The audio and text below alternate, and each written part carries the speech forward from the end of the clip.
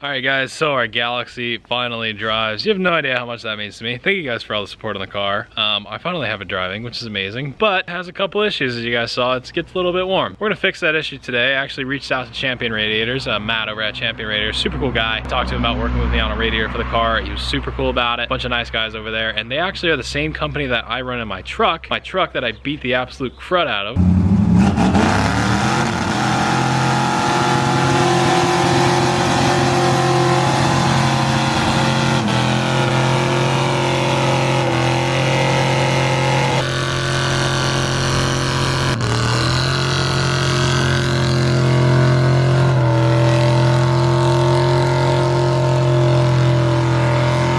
It's got a Champion radiator in it, and it has never in its entirety of its life on the rev limiter that sees every single time it's running.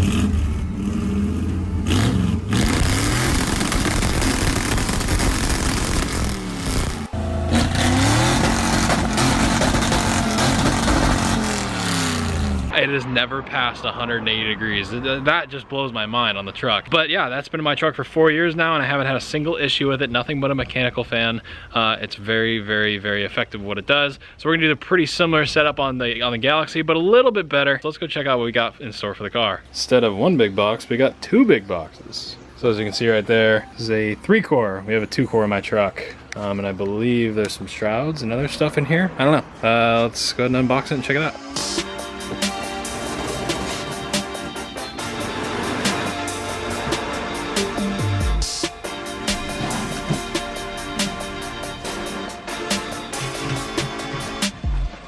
Alright guys, so this is kind of the upfront initial look at everything. There's a lot of stuff here. I believe these are the two fans, the shrouds underneath, and then miscellaneous hardware I believe to put it on. And then this is the massive radiator. I can't put this into perspective without running a tape measure across it. I believe this one was around 20 by 31 inches. So this thing's pretty freaking large. It's definitely like twice the size of my other one. It's also significantly wider, as you guys can see, but we're gonna get into that in a second. I'm gonna finish unboxing all this stuff, lay it all out so you guys can check it out. All right guys, so this is what we got going on here. So we have a dual fan radiator setup, and I must say these things are absolutely monstrous. They're not only pretty heavy, but I can just tell these things have massive motors in them. And look at the size of the blades on these things.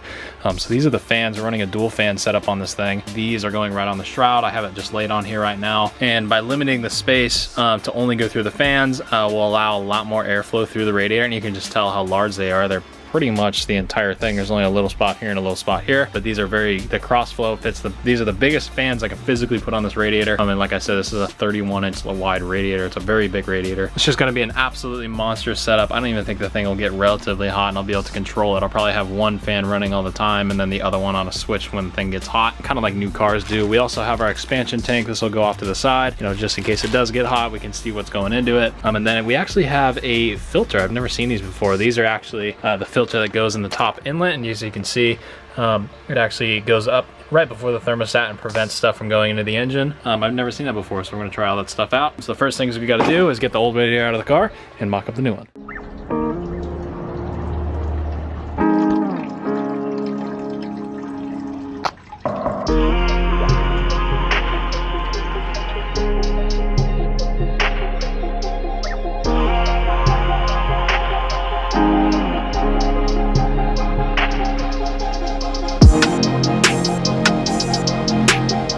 Alright, so initial test fit. This thing's massive. This is one of the universal racing style radiators. This isn't like 4A 1964 Galaxie, and I knew that going into it. We pretty much just measured out max width, max height that I can fit in this car, and it looks like I was pretty close right off the bat, which is good. You can see up front, it looks really, really good in there. You guys can't really see it on camera, but it fills up the whole width of the opening on the core support, which is what I wanted.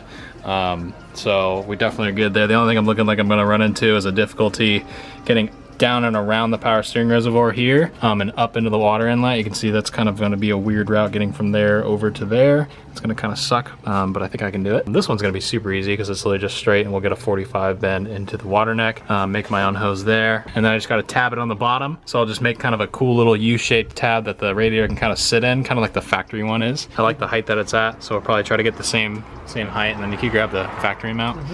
And I'm gonna try to use the factory mount, which is why I wanted this thing so high and tall. We have a couple little rubber blocks we can put in here and we can size it out. And then whether I have to cut and add material, re-weld these holes, but we'll be able to reuse this mount to where it's just kind of grabbed on the top and bottoms and everything's held in. And it looks like we have plenty of room for our fans, which is pretty good, so.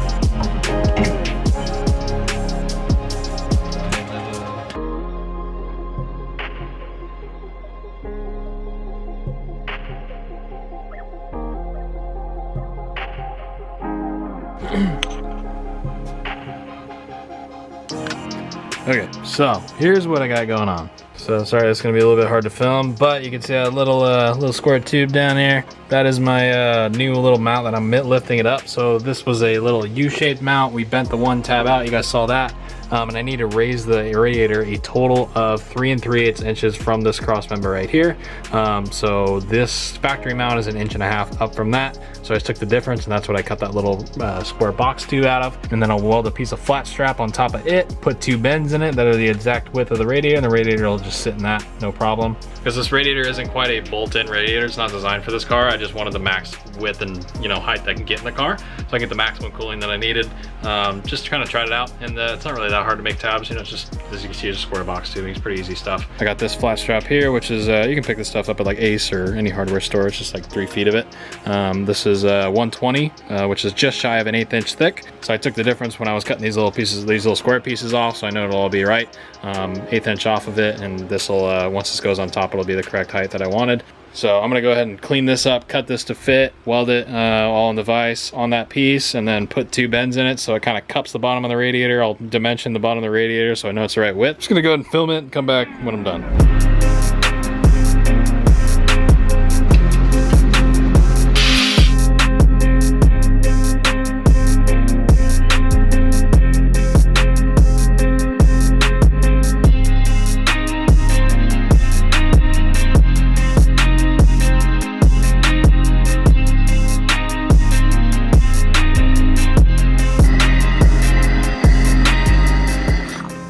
Alright guys, this is what I got going on so far. As you saw, we went ahead and took the factory U brackets, bent them down on the edges, so I got a little piece that sits like that now. So now you can see, kind of have this little step up piece. It's the 1x1 square tubing, just cut a little piece of that. And then what I got here is a piece of 120 bent. This is 2-inch wide flat strap that I bent into a U bracket to make a new mount, because this is such a massive radiator that it literally puts it at just the right height. The cap is probably less than 1/2 inch from hitting this part of the hood, which is what I wanted. I wanted to get the biggest radiator I can get in this car physically, because this radiator will probably end up in my red car, which is gonna have, probably around a 500 horse big block, not this little guy. So I wanted to make sure that I can have all that. And the cool thing is how I'm gonna build this. It's just gonna be pretty much tacked on, a couple little stitch welds on each side. So the only thing I noticed about this is when I bent it last night, I bent it really late at night, so I was in here banging on stuff for a long time.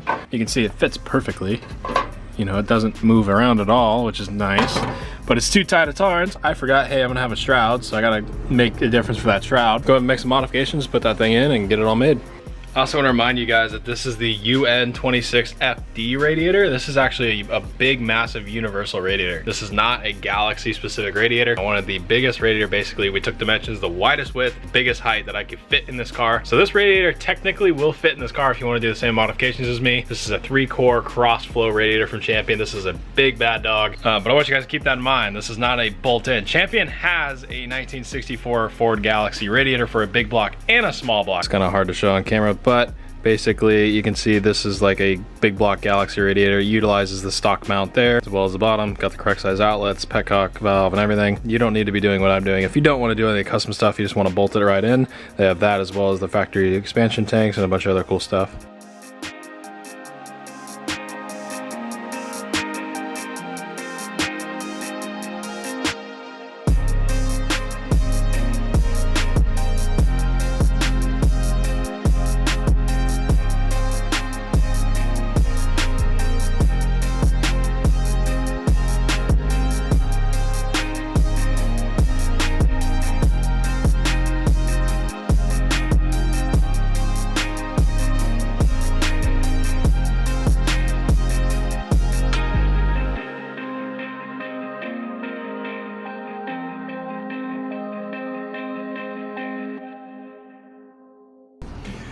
All right, here's our first test fit after getting everything made. You can kind of see what I was talking about now. It is perfectly level, which is good. You can see across there, it's nice and level, which is nice. I actually made this bracket on this side. There, now you can see what I was talking about. So you see it's just a 1x1, spaces it up.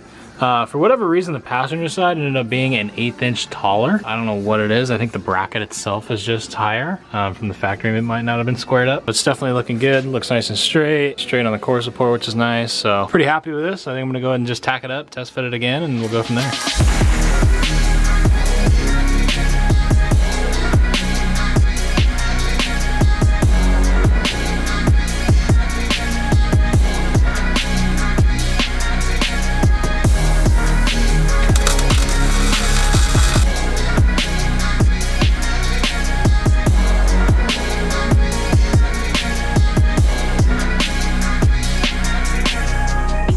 So hopefully now you guys can see what I was talking about. So pretty much just remade what was there, just larger for this radiator because of how big it is. But it basically just steps it up, and then radiator sits in that perfectly. So now I gotta get some rubber in here. I have some adhesive rubber that'll stick on each side and the bottom, so it's not metal on metal. And then the bottom mount's done. So pretty sweet, pretty happy with that came out. Sorry, this is like, I can't even describe how much of a pain it is to film this. It's like the camera doesn't fit down here, the lighting's horrible and all that. So I apologize in advance, I'm doing my best. But yeah, I'm gonna go ahead and get the radiator back in it, put the rubber pieces in, set it back in, work on the top mount, and then we just gotta do hoses.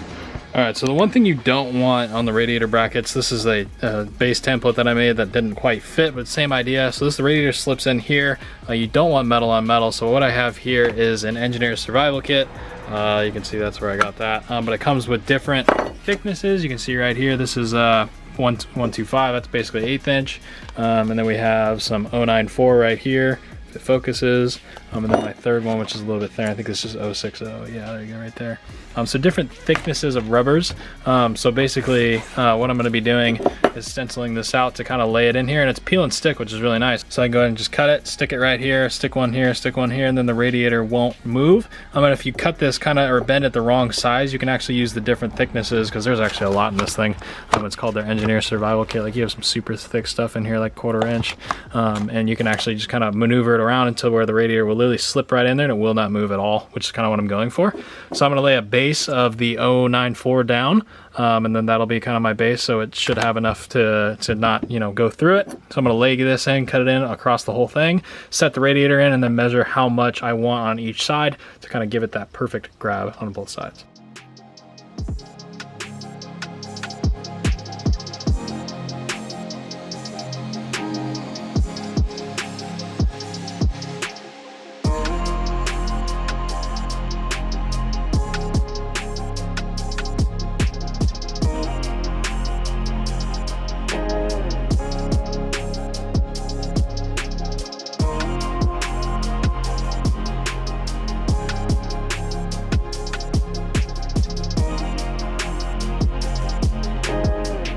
Alright guys, so there's our finished product for the bottom mounts. If my camera decides to be nice and focused, that'd be cool. But yeah, you can see there's the rubber piece on it. It's kind of painted. It's got different thicknesses on it to make sure it's aligned right.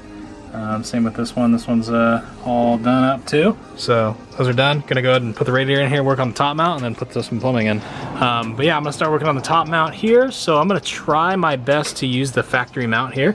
As you can see though, it looks like the height is a lot taller than the factory one, obviously. So I think I might be able to get lucky here and use the stock one by just cutting off these bends right here and just making it, just basically cut this up section off and just cut it here and cut it here, and then I'll re-weld this piece flat against this, so kind of just goes straight back and kind of curves down. So I'm gonna go ahead and cut those, re-weld them, and then it should actually bolt right up, and then from there I just get to make some water lines.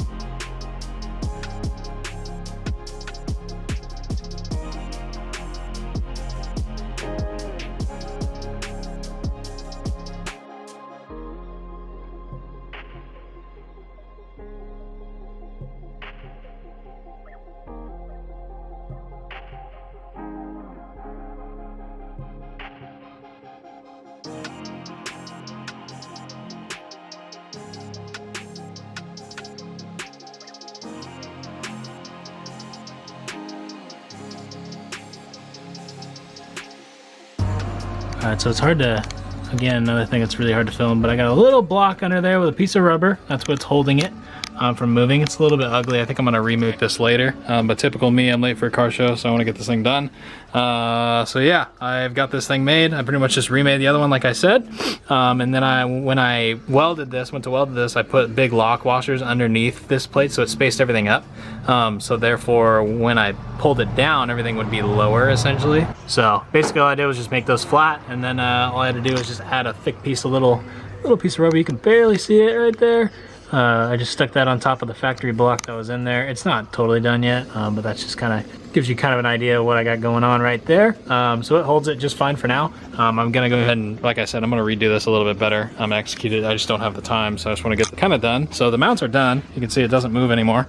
So this radiator is completely hard mounted in. So now I get to have the fun process of mounting the water lines, which is gonna suck. So I'm gonna go ahead and start doing that now. All right, top hose looks like it's just about in. Looking pretty good right there. So I'm about to put the bottom one in.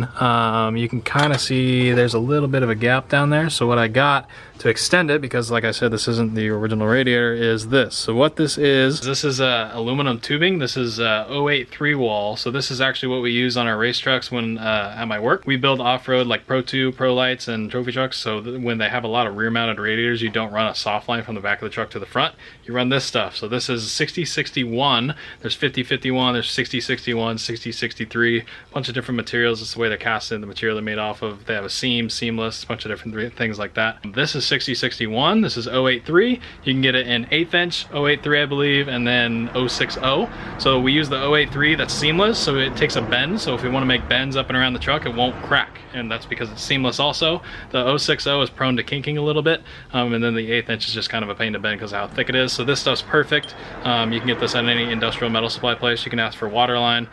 For radiators, they'll probably know what you're talking about, but this is 6061 083, and we put it in a bead roller. We make that little lip that you guys can see right there. So that'll allow the actual hose to seal onto the pipe. So it's my little extension because it goes underneath the power steering pump, and it's a little bit, the radiator is wider. So I gotta add this little, probably 3-4 inch section in there, a little coupling in there to kind of extend it out. So I'm gonna go and pop this thing in there, and you'll see what it looks like when I'm done.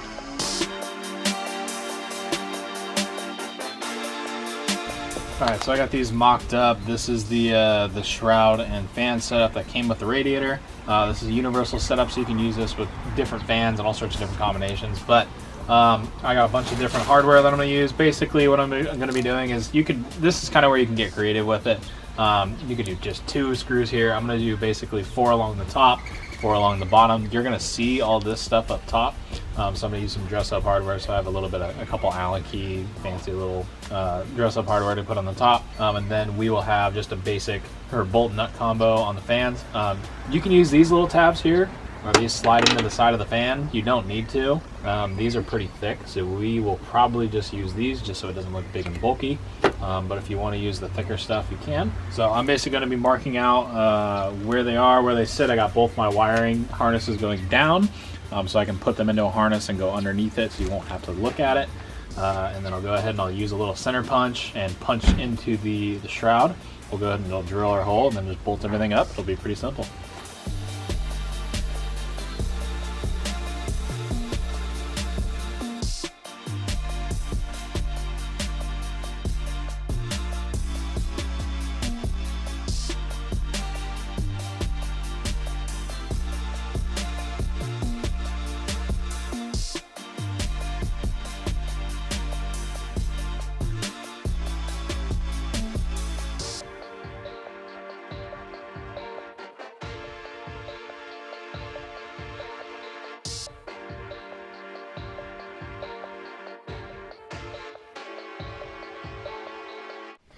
All right, so we have our wiring harness laid out. I'm running a dual fan setup, so obviously the wiring can be kind of confusing, and Chevy makes it super easy. I have 2 kits here, so basically it's a double of everything, so it's 1 for each fan essentially is what we got going on here. And I have the other temp sensor in the car already. So you get one of these guys, and then basically you just follow the instructions as shown. You know, everything tells you exactly how it goes. Should be pretty simple, literally plug and play with a lot of this stuff. So we're gonna go ahead and hook all this stuff in the car and hopefully get some fans in this thing.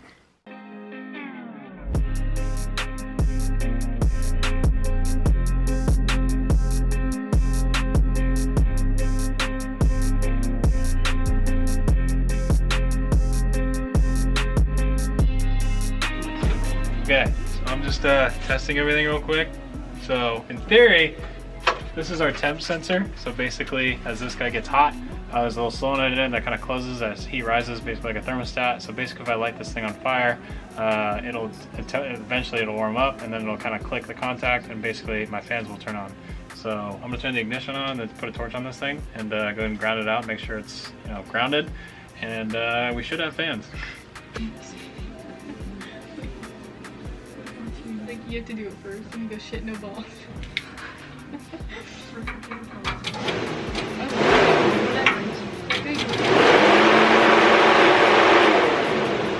It works. All right, you guys, the whole setup is done. Everything's in, it works amazing. I'm super happy with the way everything worked out. I went ahead and installed their overflow tank. I made a little bracket right here. You guys can see that came out really sweet. I'm really happy with the way that looks. And the attention to detail and everything on their setups are just so nice. I mean, it's basically for a show car, totally. So that's kind of the look I was going for. So I'm really, really happy with the way that everything looks. All of our bracketry is done and painted and looks awesome, and everything works like it should. The fans just barely fit in there nice and snug. As you can see, it comes about a 1/4 inch from the water pump pulley, which is exactly what I wanted. I wanted everything nice and tight and nimble with the largest fan setup that I can get in this thing. I have been driving the car around, but it's been sitting for a little bit, but we have one of these really cool filters from Champion. And this is actually a filter that doesn't allow any sort of crud or debris to go into your radiator from the engine or vice versa. And it's actually clear, so you can not only see if the filter is picking up stuff, but you can see the condition of your actual coolant if you need to change it or not. So that was a super cool thing, and I didn't even know they had. If you're not looking for a radiator swap specifically, I would definitely recommend looking for one of these inline filters. This is probably one of the coolest products I've ever seen in terms of cooling, because you can see the fluid as it's moving while the vehicle's running. So this is a really cool one. It's only empty right now because the car's been sitting for a little while. So you can see our lower water line right there runs nice and tight underneath the power steering hose. And then there's our little splice coupler in there that we went ahead and to make that hose just a hair longer. That works really well. And then everything else works as shown. So the upper was basically a stock hose, and then we added that little piece. Bottom one was a stock hose, and then a stock hose basically extended. So it wasn't too much different than stock, and I think it came out really well. It's not totally done in terms of like I would take it to a car show right now and sell it. I'm incredibly happy with the way everything looks and the way it came out. I'm definitely a fan of this look. Everything just, I can't get over it. It just makes the car look so much nicer.